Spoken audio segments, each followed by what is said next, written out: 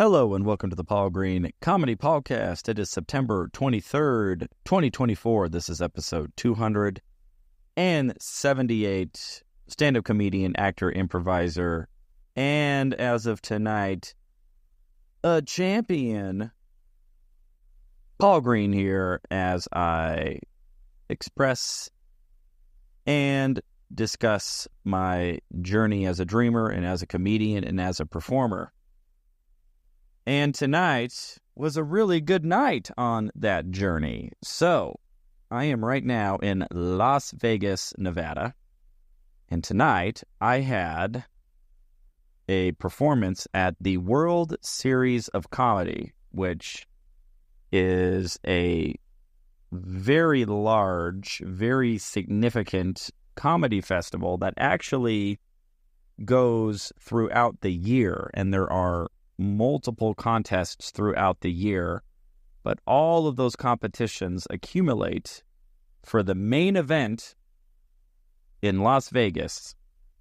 And tonight, I was performing in a competition against 9 other comics to see who would advance to the quarterfinal round. And much to my surprise, I placed first. And I have done this festival, I think this is my 4th year doing it, if I remember correctly. And I have never even placed in the first round. There was one year where I did a wild card round, which was like before, it was like the preliminary rounds to get into like the main rounds. So it was a lot of like much newer comics and amateurs, and I got first place in the wild card round like 5 years ago, which is kind of the same as saying like I hit a home run in Little League. Which quite frankly, I probably actually couldn't even hit a home run in Little League T-ball. So, but beyond that, I've never even placed, and so it was very humbling and a little surprising that not only did I advance, but I got first place in my round out of 9 comics who all did very, very well. Not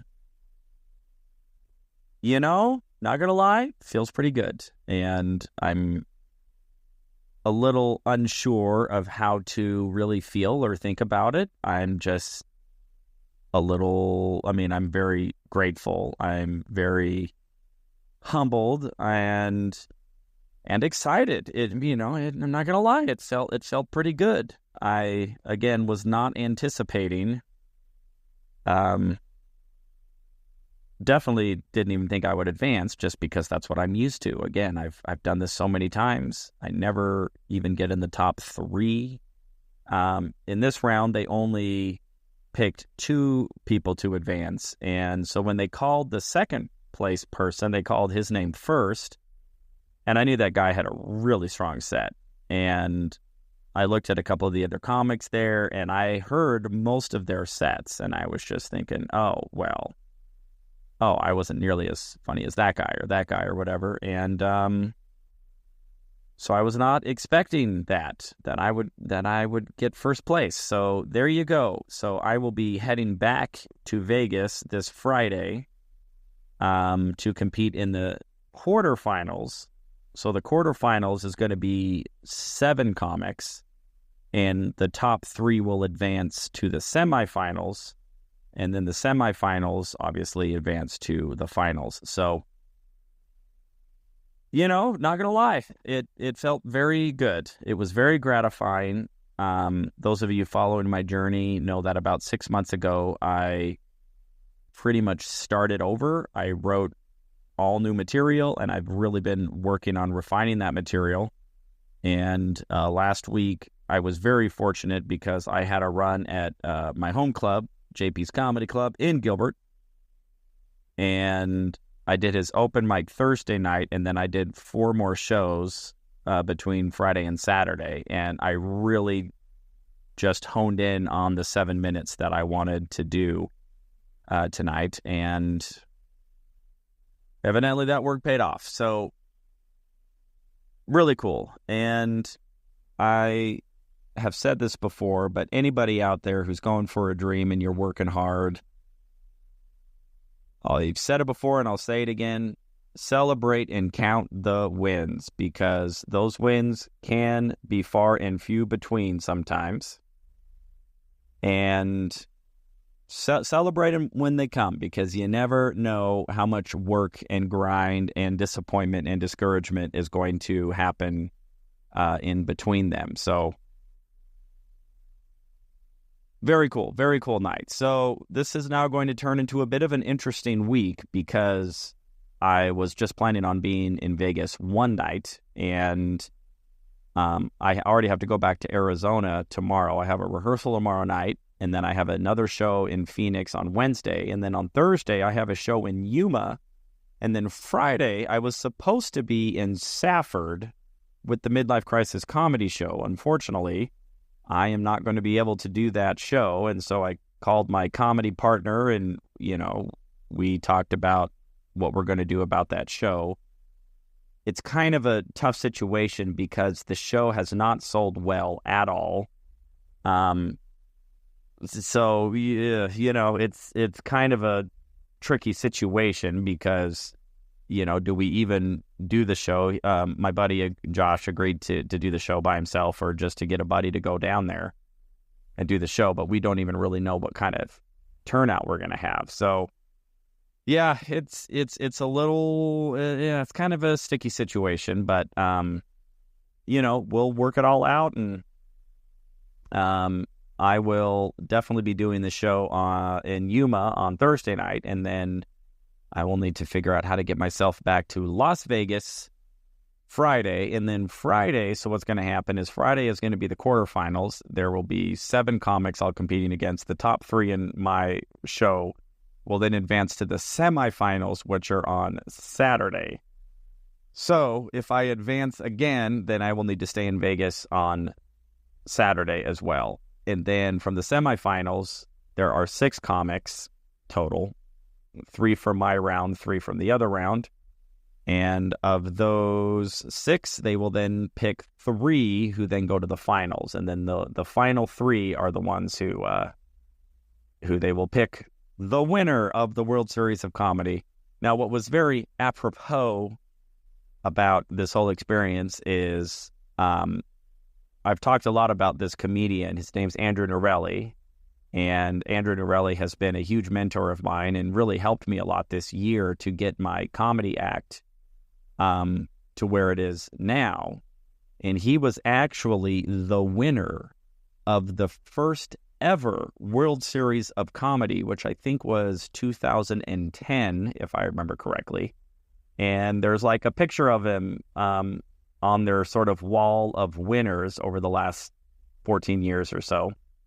And I was actually talking to him before the show and just saying, yeah, I'm doing it. And so it was really cool to be able to call him after the show and be like, hey, I got first place in this round. Now, again, that's not nearly the same thing as winning it. So to win this thing, it's going to be some steep competition, because on Friday, it's going to be all of the winners of, I think they have 6 different round 1 shows that then all get called, or that all advance to the quarterfinals, which is 14 comics total.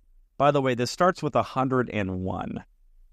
So there's 101 comics who start this main event, and then they have the wild card rounds. Of all the wild card rounds, I don't remember how many comics it is, like 10 of them advance, and then there's round 1 of the round 1. Then that pairs it down to 14 comics, and then the quarterfinals pairs it down to 6, and then the semifinals pair that 6 down to 3, and then you have the winner. So should be very interesting to see how Friday goes. So I've got a lot of work to do between now and then to really pin down what I want my... So tonight I did 7 minutes, and then on Friday I'm going to need to do 9 minutes. So I'll need to figure out what 2 minutes I want to add into my set. and we'll see how it goes on Friday. So with that, let's talk about the book that I've been reading called The Magic of Thinking Big. And I am loving this book. And so each night I've been commentating on a chapter of it and just sharing my insights and thoughts. And tonight's chapter is Get in the Action Habit.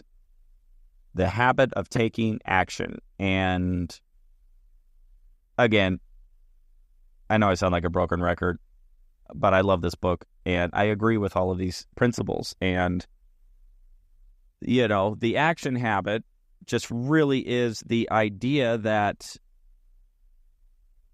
almost any successful venture, almost anything that you're going to do in life is going to be the result of taking action. And almost anything that doesn't happen is the result of no action taken. And I could definitely attest, because I have always had a tendency in my life to, remunerate, is that the word? And sit and stew and overthink and overanalyze all of the reasons something can go wrong, or why I don't deserve XYZ, or why it would never happen for me, or all of the ways that something can go bad and all the ways that I could fail at something. And by the way, all of that is completely true too. There are so many ways to fail at something, and there are so many things that can potentially go wrong, and there are many things that do go wrong. So it isn't really a matter of, can I think my way into a flawless situation? And the reality is just no. Now, does that mean that it's unwise to have a plan, maybe think things through, look at your resources, put together a plan? Absolutely. But doing all of that is part of taking action. As long as after you put the plan together, you then go and do it.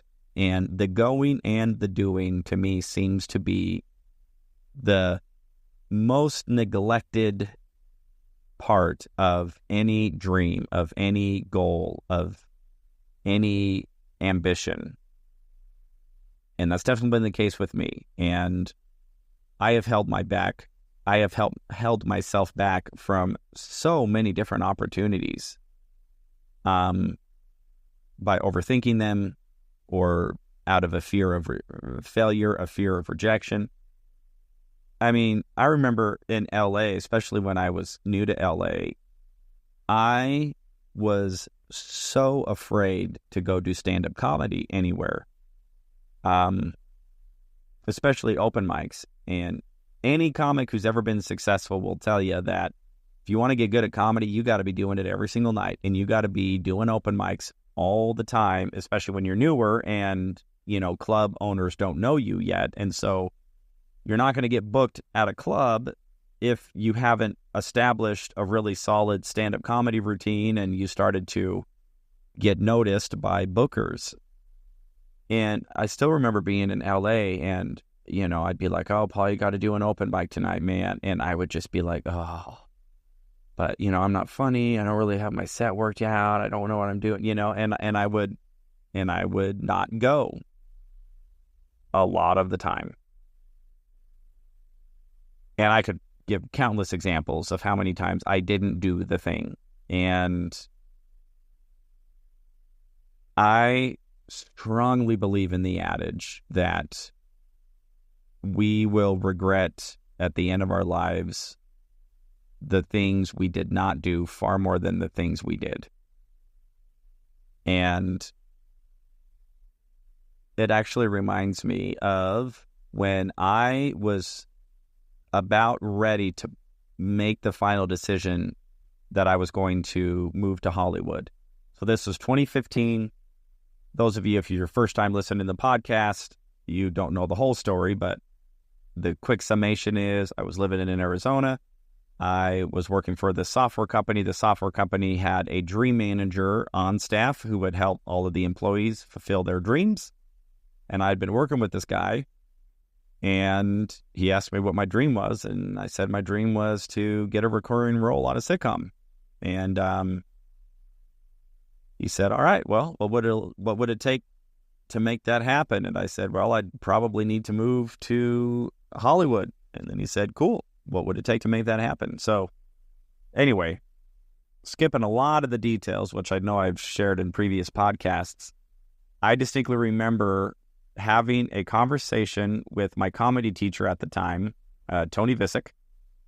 And Tony, when he was a young lad and an up-and-coming comedian and actor, had moved to L.A., and I don't want to speak for him because this is his story, but I'll just say that he ended up, not getting major success. He had a couple of opportunities that he ended up not fulfilling on or happening for him, and he was talking to me one night about this, and he was trying to encourage me to move to LA as well. And he said, Paul, I moved to LA. I gave it my best try. I didn't end up making it big. And then he looked me dead in the eyes and he says, but at least I effing tried. At least I effing tried. And that gave me chills. Gives me chills to this day. And I remember after that conversation with Tony, talking to my manager over at the software company, that I was ready to take the chance and move to LA. And trust me, I had all kinds of fears and all sort of fear of failure and like, oh, well, everybody moves to Hollywood. Everybody wants to make it. Everybody thinks they're a big shot. Everybody thinks they're the next Tom Cruise or the next Bill Burr or the next Kevin Hart or the next Sarah Silverman or the next Eliza Schlesinger, like, who the heck am I? And, it's so expensive. And, oh, there's an opportunity cost. If I'm out there, then I'm not going to be back here in Arizona building my career at the software company, and I really love being in Arizona. And what about all the friends I play basketball with? And what about my church friends? And, it was so many fears that I had, and legitimate fears about up and moving to LA, especially at that stage in my life. And I finally, after that conversation with Tony, just started to think to myself, and I'm going, when I'm 80 and I look back on my life, what would I rather say to myself? I had a chance to move to LA, but I didn't do it because of X, Y, and Z. Or would I rather say, no matter what does or doesn't happen as a result of moving to LA, to at least be able to say, at least I effing tried. And then as I started to think about that, then I also started to think, yeah, and not only that, but what if something good actually happens? What if I do make it? What if I do have success? What if I do have incredible opportunities? What if I do get booked or do get a role, right? And it really is so surprising to me, even still, how easy it is for me to assume nothing good is ever going to happen. That life is just one endless disappointment after another. And don't get me wrong, there's plenty of disappointment. And I have had more than my fair share. That's probably not fair to say more. I've had my fair share. But at least I effing tried. And at least I'm effing trying. And I'm not doing it perfect. And I make tons of mistakes. And, am I as famous as I thought I would be? Am I able to, book major TV and movie roles like I had hoped? Not today. Am I the funniest comedian in the World Series of Comedy? I don't know. We'll find out Friday and Saturday. But I was, according to the judges and the audience, the funniest of 9 incredibly funny comics at the 6 p.m. round one show. And I would never have had this experience if I didn't take action and let action be my motto instead of excuses and fear and doubt and remunerating over all of the things that could potentially go wrong to the point of paralyzation. So everybody, whatever it is that you are going for in life, just ask yourself the question, when I'm 80, looking back at my life, would I rather say to myself, well, I didn't do the thing for whatever myriad of reasons your mind can come up with and your mind can conceive, which will be endless? Or would you rather to say, regardless of the outcome, at least I effing tried? All right, everybody. That is all for tonight. I hope you're all doing well, that your dreams are coming true. You're out there pursuing them. You're celebrating the wins. And that at least you're effing trying.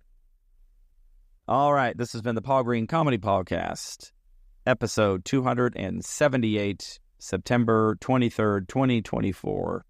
From Las Vegas, Nevada, your first place round one World Series of Comedy winner, Paul Green. I love you all so much. I will talk to you tomorrow.